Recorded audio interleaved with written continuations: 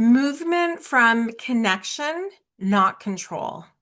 Welcome to day 19 of the 30-day self-trust challenge, where today we're talking about movement, but movement doesn't need to burn or punish to count.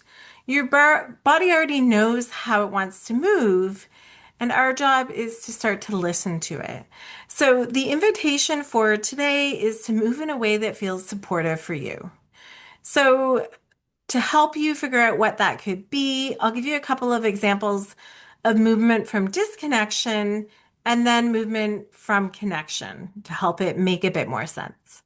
So, movement from disconnection sounds like I should move. I've been sitting too long. I haven't got my steps in today. I need to do something productive. I can't just sit here. Whereas movement from connection sounds like what would feel good right now? Like, what does my body need more of or less of? And do I want intensity or do I want my body to feel supported? One is about controlling your body, and the other is about being in relationship with it. And self-trust grows in that relationship. So I'll share another example with you to help it make a bit more sense. So, sometimes I'll notice throughout the day, and I've become more aware of this as I've worked with a somatic coach over the last 6 years, but I'll feel like uncomfortable and kind of restless and agitated.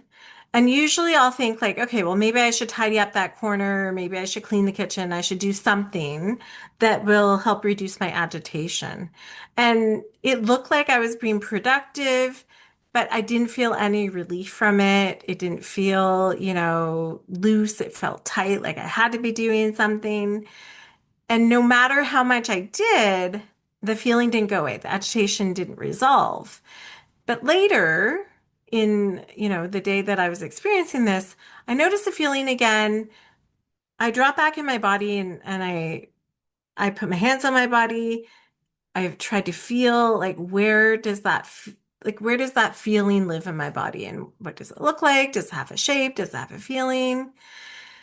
And then I asked my body what it needed, and I found myself going to the floor. And I'll use this practice with some clients because if we lie on our back on the floor, it calms the vagus nerve and it calms our nervous system. So I have some clients that have, really physical symptoms that come up before eating.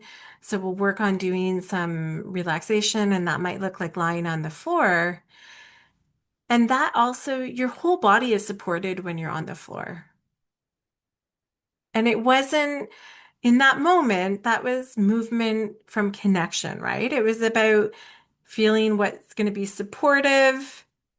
And it was really simple, but really supportive in that moment. And then, after I did that, I got up and I moved my body. I went outside because, movement will create energy and movement will move our emotions too, right? But the difference was, after I lied on the floor, I felt softer and I was able to enjoy my walk more than if I'd gone out, in that tightness. So I want you to remember that your body knows how it wants us to move. Sometimes we just need to listen to that and move in a way that feels supportive for you. And if that feels hard, know that choosing less movement can still be honoring your body, right? Maybe your body doesn't want a lot of movement today, and that's okay. But I want you to think about movement as a connection point with your body. So if you think about yoga or more gentle movement, that's often more connecting and being able to listen to the body, right? Versus pushing it through, high intensity class or whatever, where you're pushing and, the class is every Wednesday. So you go every Wednesday, but maybe that's not where your body's not going to need the same movement every day, right? Some days it's going to need us to listen and change that movement. So the invitation for today is to move from connection, not control, and move in a way that feels supportive to your body today. Come back tomorrow and join us for day 20 in our 30-day challenge.